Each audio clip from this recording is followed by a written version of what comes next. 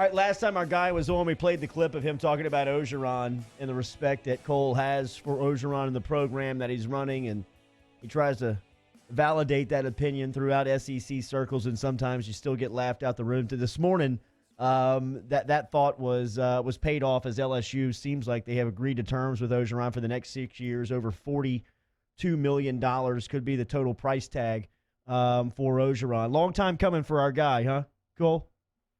Absolutely, well deserved. Guy just went undefeated, won a national championship, brought him a Heisman Trophy, brought him a Biletnikoff, brought him the Joe Moore Award, brought him the Thorpe Award, Davey O'Brien, Joe Capoto, Billy Casares. I don't even know. You just name the award, they probably brought it home. Whatever, but maybe the best season in college football history.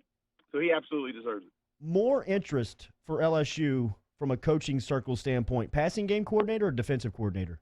Take the budget off the table. I still think it's going to be defensive coordinator. Let's just start with Derek Stingley. And I mean, you got one side of the field locked down. That's a big plus. You're going to be solid on the interior defensive line. Most guys will tell you, if I can have a few corners that can cover, and I can have a couple defensive linemen to help me stop the run, that'll be a good place for me to start building my defense. And I think we're going to be okay. So I think those two things being said, that might be more attractive. But offensively, you got Jamar Chase, and that's a pretty good place to start. So, and a lot of people like Miles Brennan. I don't think they're going to be short of weapons, even though they may not be proven commodities like we knew LSU had coming back last year to that extent. But, I mean, you still got some guys over there. But I think D coordinator, number one by title. I mean, it's your deal, right? You get to call it all. You get to run it. It's your scheme. It's your style. You're not going to really have to answer or share anything with anybody else. So from that perspective, I'd probably lean that way as well. Bo Pelini's name seems like a popular one here early on in the search. How do you feel about the fit with him in Baton Rouge again? I think that's the only question mark that I would have about it is fit, because he's such a different personality than Dave Aranda. It's one of the reasons that I think this thing might stretch out a little bit, because if there are meetings, if there's a thought that he might not be a great fit personality-wise, I don't think Coach O will do it. And I think he's fine sitting there saying, we'll hold off and we'll go find somebody that's right for us. And if it takes until July, who cares? I want to get it right. So I think he can coach defense. I think he can have their defense help them win games. I think he's good on that side of the ball. But I wonder about the personality fit. And that's really based on the other guys that are there right now and the other guys that have been there. I mean, he doesn't have many of those sort of overly fiery, in-your-face, rat-a-tat-tat, go crazy, bonkers on the sideline, bananas type guys on his staff. It's not really what they are. So I do actually wonder if that would be a great fit for them or not.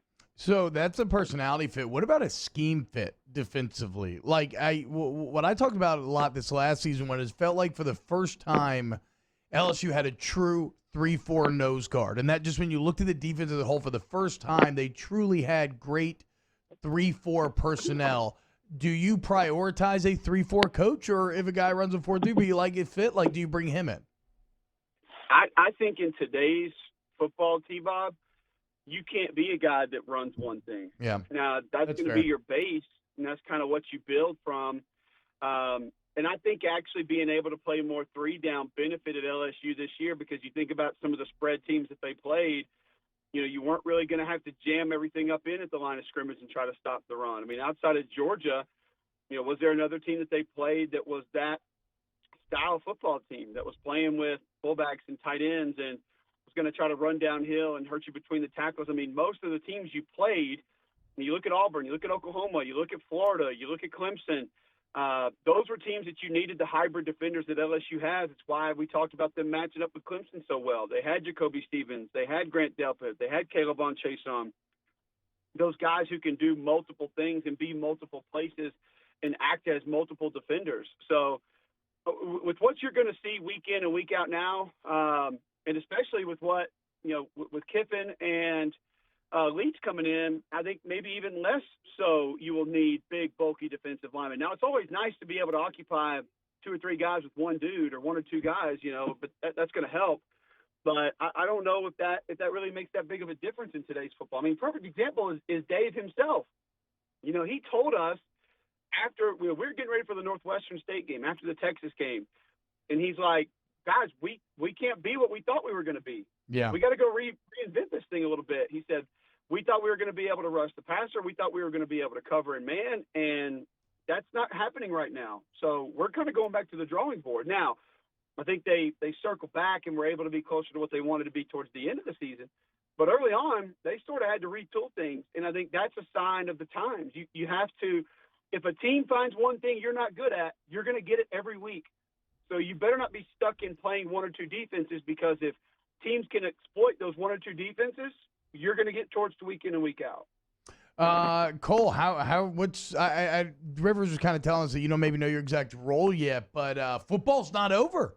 XFL in the pipeline. I saw a group pic of you, Steve Levy, a few others.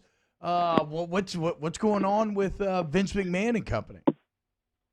I'll do some sideline work for the XFL. I don't have a schedule yet. I don't know how many games I'll do yet. I'm kind of the fill-in guy right now. I'm kind of the utility player, I guess. I'm not going to say I'm the Isaiah Simmons, but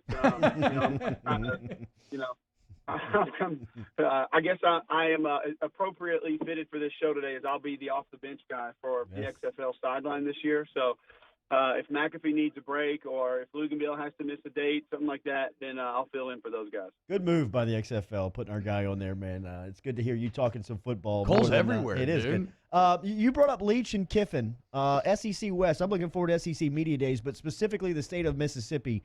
How do you feel like those two guys will fit? I think you said something very appropriate right there that has shaped the narrative of what's happening in Starkville. I'm not completely buying into, they're going to win 9 or 10 games a year, or they're going to compete for the West or win the West. Like, I'm just not buying it. Are they going to be dangerous? Like, this is the way that I view Kiffin and Leach. I think they will cost a couple of coaches a trip to Atlanta, but neither one of those coaches are going to Atlanta. It's not going to happen. So Leach can do more with less. He'll be dangerous. He'll win some games he's not supposed to. He'll be a headache. Same thing with Lane Kiffin. But I don't know if Lane Kiffin's dialed in enough on a weekly basis to actually get a team to Atlanta running through the gauntlet of the SEC West.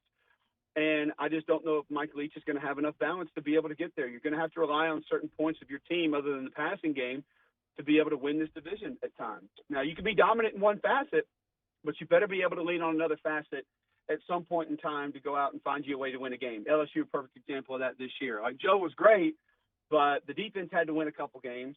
Clyde Edwards-Helaire had to step up and win a couple games. So it wasn't just the quarterback throwing the ball all the time. And I feel like that's a little bit of where Mike Leach's teams seem to go.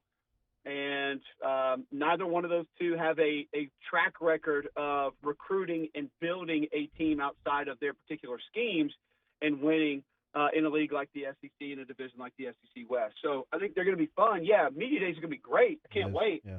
Good. A lot of quotes, a lot of pokes and prods, literally, not figuratively. And, we'll have a lot of fun with it. But I don't know if that necessarily means, all of a sudden, these guys are going to do more than Jimbo, Coach O, Nick Saban, Gus Malzahn, and company. Good stuff as always, buddy. Have a good weekend. Appreciate it, fellas. You too. All right, man. There he is. Cole Cubelic checking in. We'll close it out next.